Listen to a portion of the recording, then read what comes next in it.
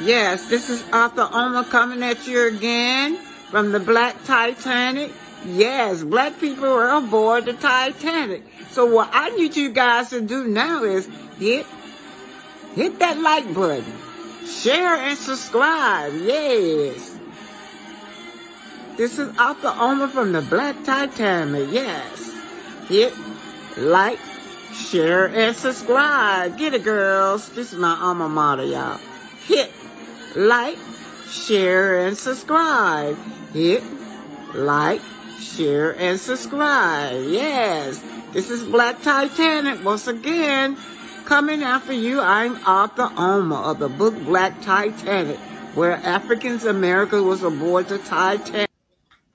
Refreshing, and I think a lot of the viewers of the show wish that OWN would give you a show like Iyanla, because let me tell you, you could do so. I mean, you're impacting people now, but you could your reach and impact can really help many other people across this country, and definitely within the African American community.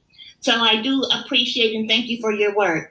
Now, I'm a burnout social worker, but I never did clinical practice, but I'm still a burnout social worker. Well, anyway, my question is, I don't know if you recently watched the show, but there was an incident that was very disturbing to many of us with how Martel is handling the divorce. Seems to be, he doesn't respect boundaries that Melody has put up to protect herself and what she says her peace. Right. He interferes and he crosses the line, and he uses verbiage as for the kids, but when I believe it's really for his benefit. Right. And he uses the children as a gateway. There was an incident where she threw a birthday party for the girls, the two older girls, because their birthdays are a week apart. And it was her week to have it. And he had been told that this was not his week. He wasn't invited. However, he showed up anyway, using his oldest daughter as she wanted me there. And saying that, I think he said that the oldest girl had said it was okay with mommy. Knowing he did not. She said that he was invited. That she wanted him to come. Definitely, he alleged that. Yes, he said that the oldest girl wanted him to come, and it was okay with mommy. Now, Martel, knowing the relationship him and Melody have, knew that that's not correct. And plus, he had a conversation. It had been communicated to him, no, this is not, you're not invited. This is something I'm doing for the girls. When you have the children, you can do your own. He shows up anyway, and he causes a scene. It gets so bad that he yells in her mother's face. And they didn't show all this in the on the show, but supposedly two of Melody's male cousins had to calm him down. He calmed himself down when he saw the two male cousins there. And they let him walk in, take a picture with the kids, and then he left. Melody has said, well, I'm having this birthday party for the girls, but if you want to come back and get them later, you can. He didn't want to do that. He said, no, I want to celebrate my daughter's birthday now. He didn't do that, nor did he return, because he went to a different city to do something else. I want to ask you, how can Melody navigate that kind of sticky situation? Because I believe as the children get older, he will attempt to, unless he changes his behavior, he will, that urge to manipulate the children will get more and more and more deep.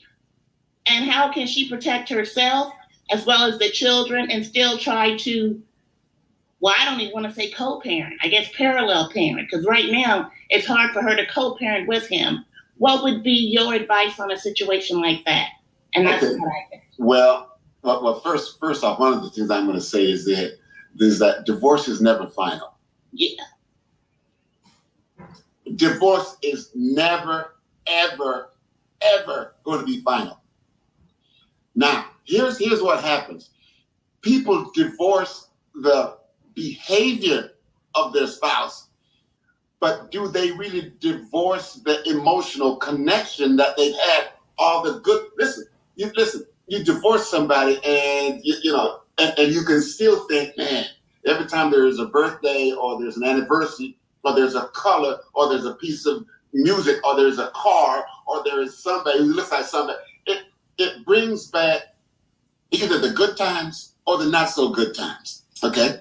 And so therefore, the divorce is never, ever final because the emotional component will not allow you to let it go final. You remember everything that was, and the bad stuff, and when the other person is no longer available to you, what do? You get angry, right? Yes, that's what he's doing. When you get angry, you go on the attack. You go, transfer some of that stuff you got on the inside here onto the other person. So it's worthwhile for people to know that divorce is never final. So therefore, Martel and Melody, they are not completely divorced. Mm-hmm. They just didn't like the behavior. They didn't like the extracurricular things that happened. All of that stuff. I'm going to school now. That's a curriculum. That's what it is. And that's what they don't like. But if they were to be real honest, if they wrote a book about their lives, a lot of things would start out with all the good times they had. Mm-hmm. And then if somebody were to say, well, you're writing about the good time, how are you experiencing yourself at this moment, writing about the good time? They're going to say something like, it was good, but I'm angry that is no longer available to me. Mm-hmm.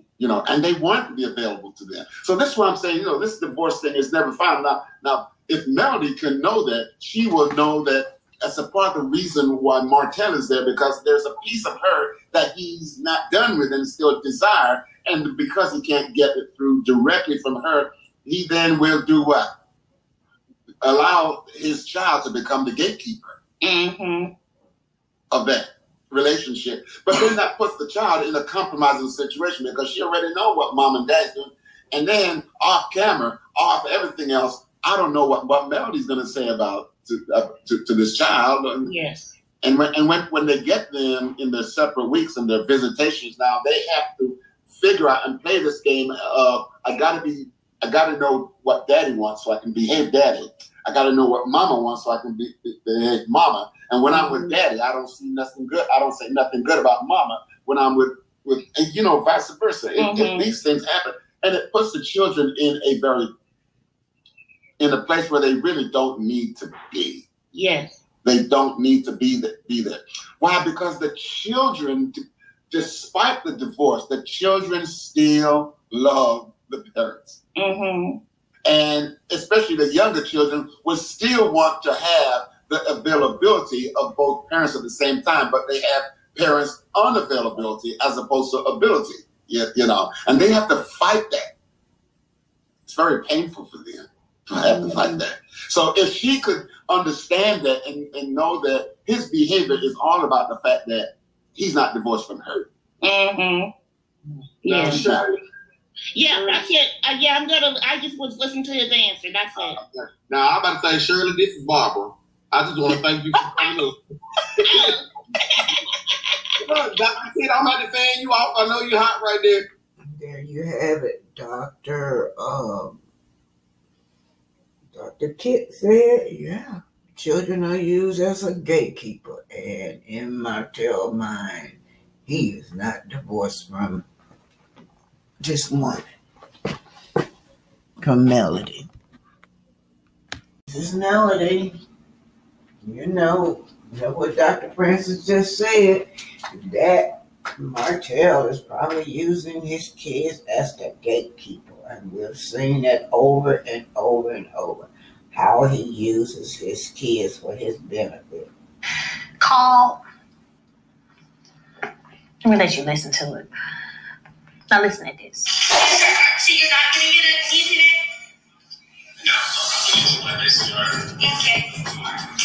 Yeah. You're not getting her today? I'm looking at Now, you hear me laugh because it's funny to me. You stood out here in this party for 30 minutes talking about, I should be able to have her on her birthday. He acts like, no, it's Mel. Like, no. It's the reason I move like I move. Martel's very manipulative. I wish I had had my children by a man. By a man, not a queen, but a man. This is Black Titanic. Hit that like button, share, and subscribe. This is the Olmec civilization, proving that blacks was in America before Christopher Columbus. They have fossils and all kinds of artifacts to show that blacks was here. And even the artifacts predate the Bible, yes. But anyway, we are still here. Notice the military helmet and the back of the Olmec's head. Locks or braid. African has always been skilled navigators, and the notions that African beat the European to the New World meant that they were highly intelligent. So the big lie begins that Christopher Columbus discovered America. During the 1940s, evidence of an advanced black civilization exists thousands of years before the red man and Columbus discovered America. Archaeology discovered bones and sculptured images and artifacts. The word Olmec means Amit, rubble people, and was part of Mesoamerican civilization, which thrived from 1200 to 400 BC, before Christ, you guys, and had a military, sophisticated penal system, and a booming economic base. They spoke Naha, and they were businessmen as they traveled along the coast, trading goods with others and developing agricultural crops. This is the Olmec civilization. Olmec, they were here before Christopher Columbus. We are still here. We are the Olmec civilization.